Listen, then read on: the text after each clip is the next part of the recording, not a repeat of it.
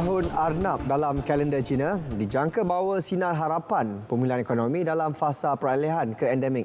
Fokus dari Sabah itu akan diperincikan Rita Aloysius di Kota Kinabalu. Silakan Rita. Baik, sahih.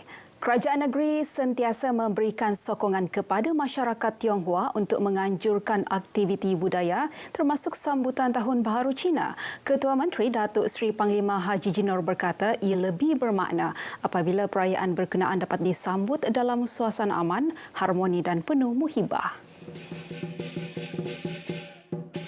Perayaan Tahun Baharu Cina turut diraikan rakyat pelbagai kaum dan agama. Dalam zodiak Cina, 2023 menandakan tahun Arnab, haiwan yang dikaitkan dengan keamanan, kemakmuran dan umur panjang. Tahun Arnab juga menandakan tahun harapan yang sememangnya amat tepat apabila kita keluar daripada tempoh 2 tahun pandemik yang mencabar. Bagi pihak kerajaan negeri dan keluarga, saya mengucapkan selamat menyambut Tahun Baru Cina. Gong Xi Fa Cai kepada semua masyarakat Tionghoa dan yang meraihkannya di negeri ini. Ketua Menteri dalam perutusan sambutan Tahun Baru Cina 2023 turut menzahirkan harapan agar Tahun Arnab akan membawa lebih banyak keharmonian, kemajuan ekonomi dan kemakmuran kepada rakyat serta Sabah. Aliran trafik di pusat bandaraya Kota Kinabalu secara keseluruhan lancar hari ini. Untuk mendapat gambaran semasa, kita bersama wartawan Magdalena Depol. Silakan.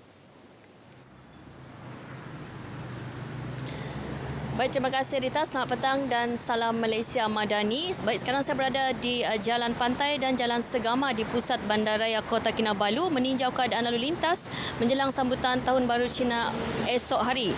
Dan Ops Selamat 19 juga dijalankan sejak 18 Januari lalu sehingga 27 Januari ini yang bertemakan Rumah Selamat, selamat sampai ke destinasi. Ini juga memfokuskan kepada usaha melancarkan pergerakan lalu lintas, menurunkan kemalangan maut dan kemalangan biasa serta menurunkan kadar jenayah pecah rumah ke tahap yang paling minima semasa musim perayaan ini. Dan di mana juga menurut kenyataan media Ops Selamat 19 Pesuruhjaya Polis Sabah Datuk Idris Abdullah, terdapat 30 lokasi black spot yang dikenal pasti, iaitu melibatkan 519 km jalan persekutuan dan 83 km jalan negeri dengan jumlah jarak keseluruhan adalah 602 km.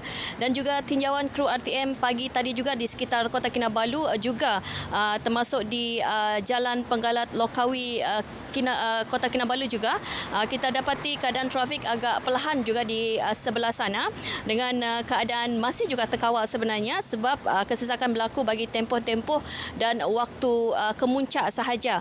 Dan selain itu juga Ops Selamat ini bertujuan untuk menyampaikan info tentang pentingnya keselamatan jalan raya kepada para pengguna jalan raya. Dan kalau kita lihat dengan keadaan sedikit kesesakan kenderaan dan juga lalu lintas di sekitar Kota Kinabalu ini juga mungkin adalah persiapan akhir bagi mereka yang ingin meraihkan Tahun Baru Cina esok untuk membeli keperluan akhir mereka sebelum sambutan esok.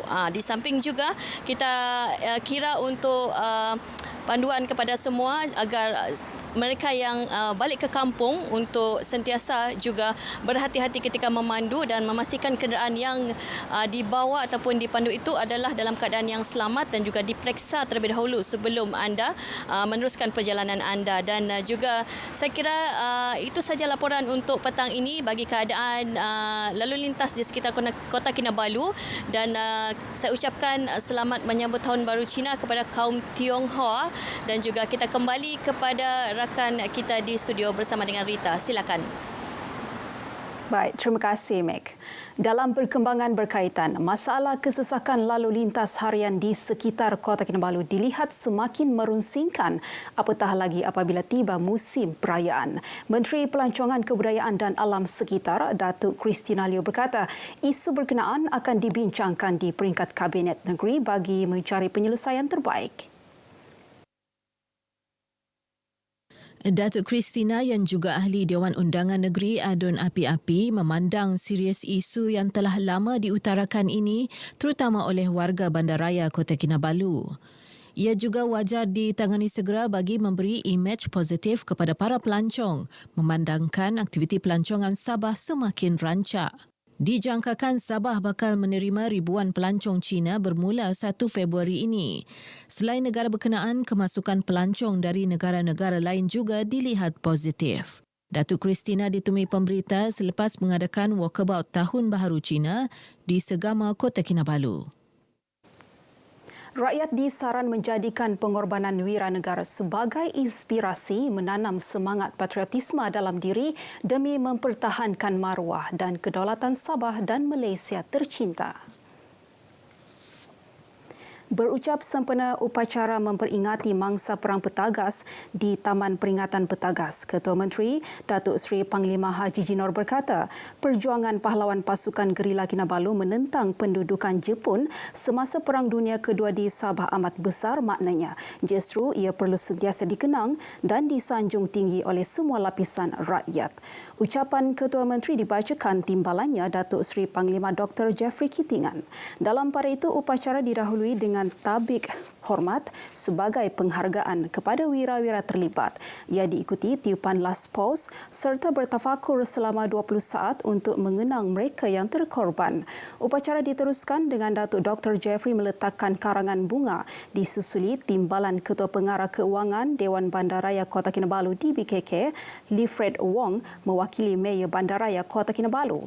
Ini diikuti Konsul Jeneral Republik Rakyat Cina di Kota Kinabalu, Huang Shifang, wakil keluarga mangsa tawanan dan mangsa Perang Petagas. Upacara diakhiri dengan tiupan raus.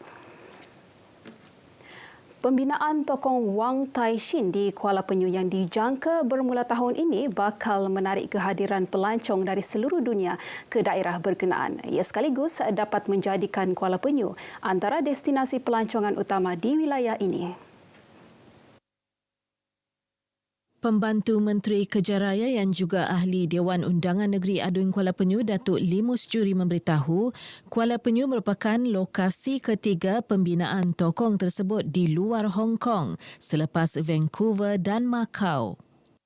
Satu tarikan extraction untuk pelancong membuat satu tukung Wang Tai-shin yang berpangkalan di Hong Kong supaya menarik para pelancong-pelancong luar negara untuk datang ke daerah Kuala Penyu. Beliau ditemui RTM selepas merasmikan peta digital pelancongan Kuala Penyu di Kuala Penyu. Lokasi pembinaan tokong Wang Tai-shin terletak kira-kira 2 km dari Pekan Kuala Penyu dengan keluasan 2.02 hektar. Actually, draft plan ataupun plan pembangunan tokong tersebut memang sudah ada. Ya, dan itu hanya tinggal untuk dilaksanakan saja. Tapak pun sudah sedia. Dan tapak tersebut pun telah dilawat oleh master daripada Hong Kong dan telah pun dibersihkan dan telah disembayangkan untuk dimulakan untuk pembinaan tokong tersebut. Dalam pada itu, Datuk Limus turut menyumbang RM200,000 kepada Persatuan Penganut Agama Dewa Wang Tai-shin Sabah untuk pembinaan tokong berkenaan. Sekian perkembangan dari Sabah untuk petang ini. Kembali bersama Sahih. Terima kasih Rita.